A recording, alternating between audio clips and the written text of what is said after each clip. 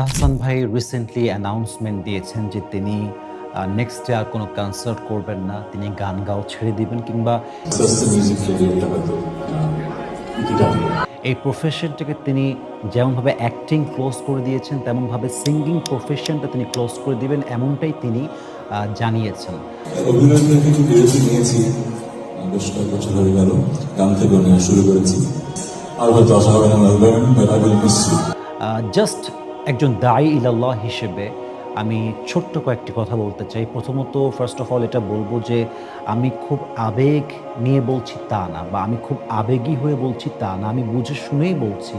হয়তোবা তিনি এই সিদ্ধান্ত নিয়েছেন তার ভোকালে কোনো প্রবলেম হওয়ার জন্য, মেবি তার গলায় কোনো সমস্যা আছে, এটা আমি জানতে পেরেছি। কিন্তু আমি একজন মুসলিম হিসেবে, একজন মুমিন হিসেবে তার জন্য দিল থেকে দোয়া করি যে আল্লাহ সুবহানাহু ওয়া তাআলা guide him to the right path. Allah যেন তাকে সঠিক পথ দেখায়, এবং এটা আমি দোয়া করি যে আল্লাহ যেন ওনাকে জুনায়েদ জামশেদ, যিনি পাকিস্তানের একজন পপ স্টার ছিলেন, বড় একজন সিঙ্গার ছিলেন, এবং তিনি পরবর্তী সময় ইসলামের জন্য কাজ করেছেন, সব ছেড়ে দিয়ে কাজ করেছেন। আমি চাই আল্লাহ তাহসান ভাইকে জুনায়েদ জামশেদের মতো কবুল করুক। হয়তোবা তার সিদ্ধান্ত ভিন্ন কারণে হতে পারে, বাট আমি চাই যেটা আল্লাহর জন্য হোক, আমি চাই এটা ইসলামের জন্য হোক। আমি দোয়া করি আল্লাহর কাছে। ইভেন একটা বড় বিষয় হচ্ছে যে ওনার একটা ব্যাপার আছে, he has an amazing personality, he is amazingly well qualified, very smart person.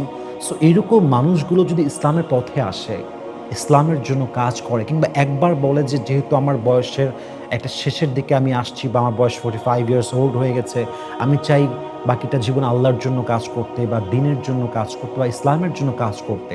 আমার মনে হয় যে এটা একটা বিগেস্ট মোটিভেশন হবে for the young people, for the young society. যারা যুবক আছে সবার জন্য একটা বড় টার্নিং পয়েন্ট হবে এটা। তো আমি চাই সবাই দোয়া করেন যেন এমন মানুষগুলো ইসলামের জন্য কাজ করে, ইসলামের পথে ফিরে আসে।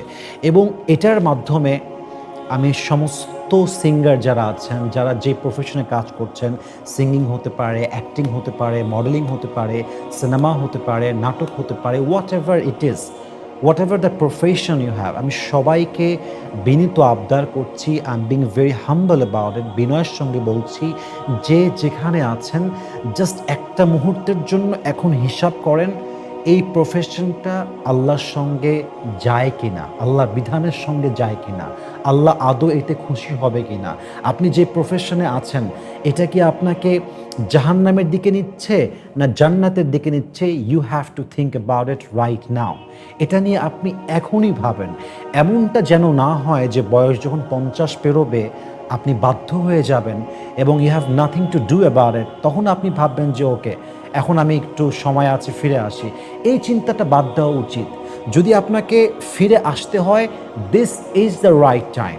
যার বয়স 25 ফিরে আসেন বা ভাবেন, যার বয়স 30 ফিরে আসেন ভাবেন, একটু চুপচাপ বসেন, জাস্ট একটা মুহূর্তের জন্য স্টপ হয়ে যান and think just for a moment যে আপনি যদি এই প্রফেশনে থেকে এই এই এই ক্যারিয়ার গড়তে গিয়ে এই মুহূর্তে এই রাইট টাইম, এই যে রাইট নাও, এই মুহূর্তে মারা যান, have you done something like that যার দ্বারা আপনি জান্নাতি হবেন? Ask yourself. এখনই প্রশ্ন করেন যে আমি যে প্রফেশনে আছি, the work I am doing, the profession I have, will I enter in the paradise or hell fire? You just have to ask yourself right নাও।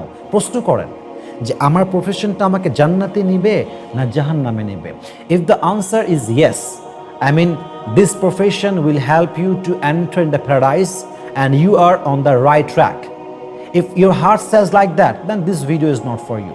যদি মন বলে ঠিক আছে আমি যা করছি it's right, it's absolutely okay, fine, cool, then this message is not for you. But তোমার মন যদি বলে, আপনার মন যদি বলে যে না, যে প্রফেশনে আমি আছি এটা ইসলামের বিধানের বাহিরে, as a Muslim I can do this, as a Muslim this can not be my profession, যদি আপনার মন বলে, যদি আপনার ইমান বলে, তাহলে আপনি কিসের অপেক্ষায় ছাড়ছেন না? আপনি কেন রিজিকের চিন্তা করেন? রিজিক তো আল্লাহর হাতে। ওমা মিন দাব্বাতিন ফিল আরদি ইল্লা আলাল্লাহি রিজকুহা ওয়া ইয়ালামু মুস্তাকাররাহা ওয়া মুস্তাওদাআহা। পুরো পৃথিবীতে যত কিছু আছে, যত মানুষ আছে, যত প্রাণী আছে, সবার রিজিকের দায়িত্ব হচ্ছে, it is in the hand of Allah সুবহানাহু ওয়া তাআলা। So why do you think about your রিজিক? Why you are so depressed about the sustenance? It is in the hand of Allah subhanahu wa ta'ala. আপনি যা ছাড়বেন এটা ইয়াকিন রাখবেন যে যেই জিনিসটা আপনি আল্লাহর জন্য ছাড়বেন এর চাইতে হাজার গুণ বেশি উত্তম কিছু আল্লাহ আপনাকে দান করবেন। এজন্য সবাইকে আবদার রাখবো, প্লিজ যে যে প্রফেশনে আছেন একটা মুহূর্তের জন্য আপনার প্রফেশন নিয়ে ভাবেন, আপনার ইমানটা নিয়ে ভাবেন, আপনার আমলটা নিয়ে ভাবেন। এবং আমি বলছি না যে আপনি সব কিছুকে এক টাইমে ছাড়বেন, গ্রাজুয়ালি সব কিছু ছাড়তে হয়। যে প্রফেশনে আপনি 10 বছরে গেছেন ওইটাকে আপনি খুব দ্রুত ছাড়তে পারবেন না, এটা আপনার মন সায় দিবে না, সিচুয়েশনটা হয়তো বা আপনার আওতায় থাকবে না। I know that very well, I can feel your pain, I can understand the situation you have right now. Maybe you have been suffering for a long time, আপনি চাচ্ছেন ফিরে আসতে বাট আপনি পারছেন না। I can feel that pain, কিন্তু আপনাকে step নিতে হবে, আপনাকে নিয়ত করতে হবে। আল্লাহ যখন দেখবে আমার বান্দার নিয়তটা খুবই strong, Allah will definitely help you, Allah আপনাকে সাহায্য করবেন।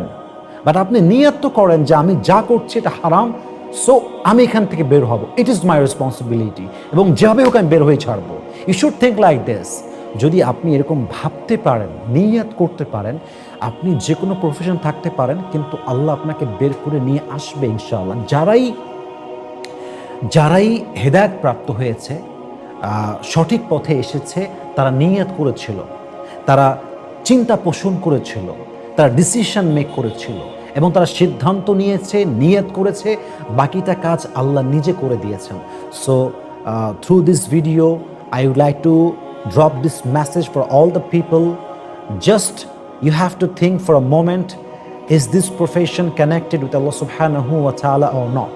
Just you have to ask yourself, please try your best যাতে করে আপনি আল্লাহর পথে ফিরে আসতে পারেন। এভাবে আপনাকে আমি বোঝাতে পারবো না খুব বেশি একটা, কারণ এটা আপনার লাইফের সিদ্ধান্ত, এটা আপনার চিন্তা, আপনার প্রফেশন। জাস্ট আবদার রাখবো আপনার ভাই হিসেবে, যতটুকু পারা যায় হারাম থেকে বের হওয়ার জন্য সর্বোচ্চ চেষ্টা করবেন। ইনশাআল্লাহ আল্লাহ আপনাকে এত বেশি হেল্প করবে, আল্লাহ আপনাকে এত বেশি মদদ দিবেন, এত বেশি শক্তি দিবেন, আপনি কল্পনাই করতে পারবেন না ইনশাআল্লাহ তাআলা। আল্লাহ আমাদের সবাইকে মানা বোঝা এবং আমল করার তৌফিক দান করুক। আসসালামু আলাইকুম ওয়া রাহমাতুল্লাহি ওয়া বারাকাতুহু।